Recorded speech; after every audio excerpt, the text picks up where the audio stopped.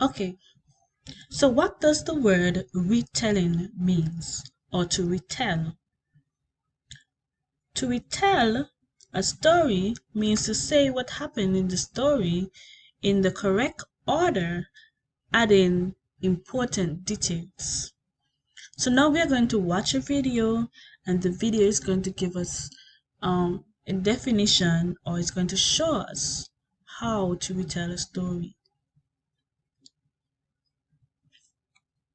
Okay, listen to the video and learn how to retell a story. Retell means to tell the most important parts of a story from beginning to end. We often retell stories to show that we understood it. Sometimes we retell a story just for fun because we want to tell our friends about it. When you retell a story, you can't retell everything. You only retell the most important parts. So, what is important? Usually, the most important parts are the characters, the setting, and the big events that happen in the story. Have you heard the story Goldilocks and the Three Bears? I'm going to retell it to you. Goldilocks and the Three Bears is a story about a girl named Goldilocks who goes for a walk in the forest.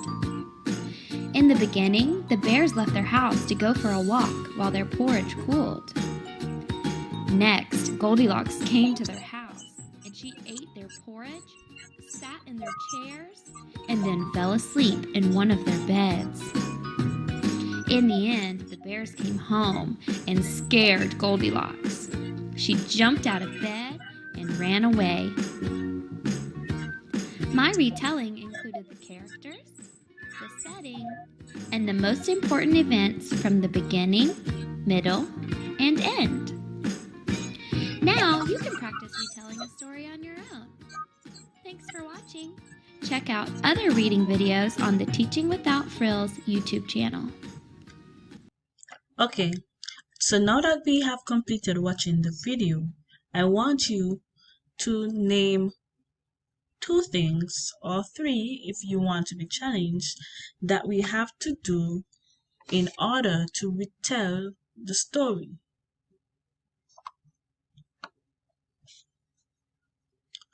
Yes, we have to know the character. Yes, we have to know the setting. Yes, we have to know the events. And yes, we have to tell the story in the order of events. So we start with the beginning, the middle, and the end. Great job. So the same way that we can tell a story verbally using our words, we can use that same information to create a picture in our mind, so that whenever we tell a story, then that's the way we tell the story. So if we're just reading something that only has words, the words can help us to create a picture in our mind. So then the words would tell us, 1, how many characters are there? 2, the setting of the story. 3, the actions of the characters. And 4, the order of events. And that is a great thing to do whenever you're reading something. So if you're reading something and it's just words, you have to think about the words that you're reading. And when you're reading, you think about the characters, the setting, the actions, and the order of events. Now, are you ready to use pictures to tell us a story? And if you're ready, you click yes. If you're not ready, you click no.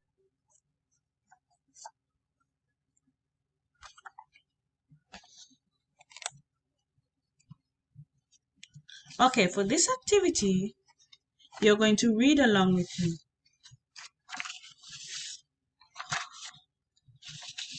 And then you're going to draw a picture in the diagram to match the story. And here is the diagram. You just have to click on the pencil icon and you should be able to draw the picture to match the story. Now we're going to use a story that you would have read before, and we're just going to use a part of that story. And the story we are going to use today is the Three Little Pigs. And we read this in the beginning of the week, so we're going to use this as our scaffold while we go through the lesson. Because you're already familiar with the contents of it, it might be easier for you to draw the pictures and retell the story. And then you're going to have an activity that you will do on your own with a different story. So let's begin.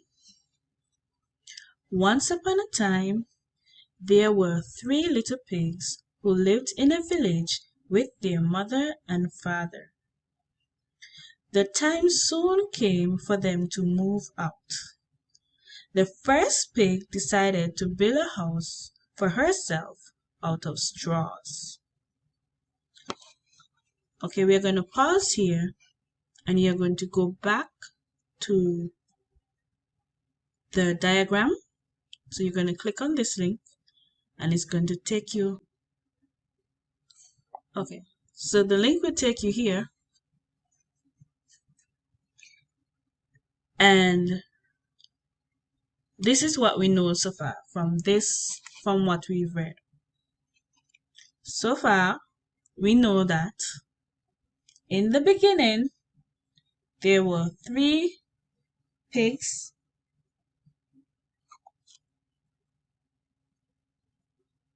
So what we know is that the characters were three pigs and a wolf. And the first pig moved out of the house and built a straw house. And the house was built in a village.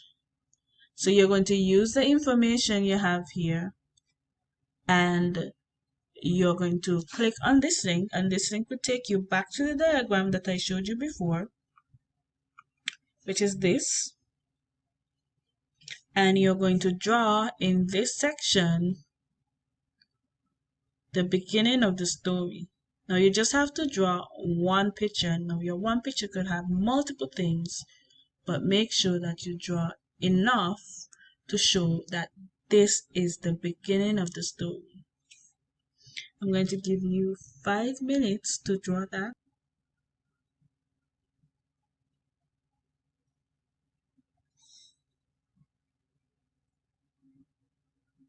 Okay, we're going to go back to the story. Soon after, a wolf came walking by. When he saw the first little pig, little pig, let me come in, he said. Not by the hair on my chin, replied the pig. Okay, so we are going to go to the next slide. So far we have learned right here that a wolf came walking by and he knocked on the door and said, little pig, let me in. And the pig said, not by the hair on my chin. So you're going to go back to the diagram here and you're going to draw the details of the middle of the story.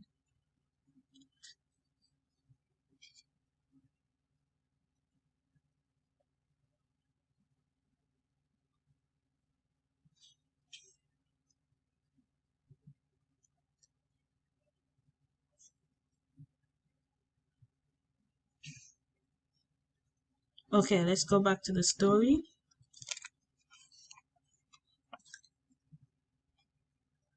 Then I'll huff and I'll puff and I'll blow your house down, growled the wolf.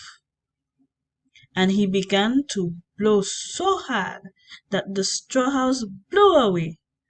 The little pig ran as fast as she can, to her brother's house. Okay, so now we are going to go over this section of the story. So we found out that the wolf got really mad, and so he decided he was going to get in the house by blowing the house down. And so he huffed and he puffed and he blew the house down. And what happened to the house? Yes, the house blew away and the pig ran out really fast. So this is what you're going to draw. So you're going to go back to your diagram, and here you're going to draw the end of that section of the story.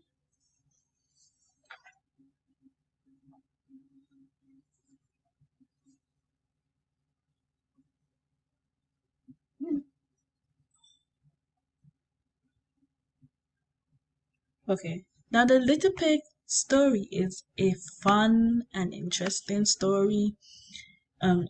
We're going to continue to use the story in the class, so don't worry about it. You'll have time to read the story for yourself at another day and another time.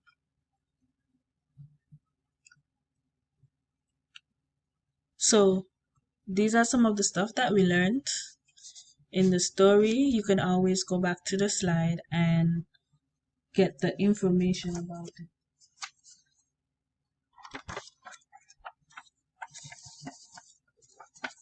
Now, what you're going to do, you are going to share your picture, and you're going to use the Flipgrid link that I have here, and you're going to retell the story using your picture. So you're going to click on this link, or you're going to scan this QR code and you're going to use your picture. Make sure you hold up your picture in front of the camera. You're going to use your picture and you're going to retell your story.